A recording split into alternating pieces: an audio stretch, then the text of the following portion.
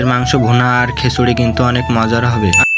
আসসালামু আলাইকুম, hello everyone, কেমন আছেন? আশা করি সবাই ভালোই আছেন এন্ড আমিও ভালো আছি। সো আজকে আমরা একটা পিকনিক পার্টি দিয়েছি, ছোট বড় মাঝারি সবাই মিলে। আর পিকনিকের জন্য আমরা 3টা হাঁস কিনেছি। আর এখানে কিন্তু সেই হাঁসের মাংস কাটাকাটি চলতেছে। আবার এদিকে রান্না করতে যত প্রকার মশলার প্রয়োজন হয় সবকিছু কিন্তু এখানে রেডি করা আছে। আর আজকের পিকনিক পার্টিটা ছোট বড় মাঝারি সবাই মিলে করতেছিলাম, তাই আমরা খিচুড়ি রান্না করতেছি আর হাঁসের মাংস ভুনা করা হবে। হাঁসের মাংস ভুনা আর খিচুড়ি কিন্তু অনেক মজার হবে। আর আজকে রান্না বাড়ার কাজে কিন্তু বড় ভাইরাই ছিল। এদিকে রান্না চলতেছিল আর এদিকে আমরা ব্যাডমিন্টন খেলতেছিলাম। শীতের সময় ব্যাডমিন্টন খেলতে সবাই পছন্দ করে। আর এদিকে কিন্তু আমাদের হাঁসের মাংস কোটা কাটা রেডি হয়ে গিয়েছে। খিচুড়ি ভাতও রান্না করা হয়ে গিয়েছে, এখন চেক করতে হবে যে লবণ ঠিকঠাক আছে কিনা। আমি খেয়ে দেখেছি ঠিকই আছে, বড় ভাইও খাচ্ছিল, খেয়ে বলতেছে ঠিকই আছে, আর একজন খেয়ে বলতেছে ওয়াও ওয়াও।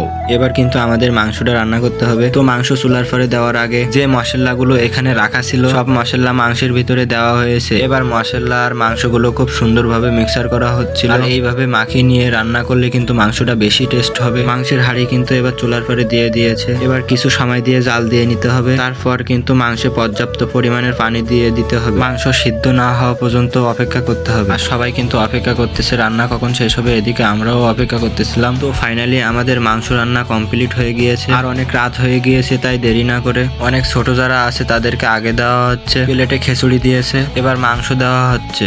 আর মাংসের কালারটা দেখতে কিন্তু অনেক সুন্দর লাগতেছিল, অনেক সুন্দর ঘেরানো খাচ্ছিল। তো আমি এবার এই ছোট ভাইটির কাছ থেকে শুনবো যে এই খাবারটি খেতে কেমন লাগতেছে। তো আমি শুনলাম যে কেমন লাগতেছে খাইতে, তো হাত দিয়ে আমাকে কি জানি দেখাইলো। তো আজকে ব্লগটি ছিল এই পর্যন্ত। সম্পূর্ণ ভিডিওটি দেখার জন্য ধন্যবাদ জানাই সবাইকে।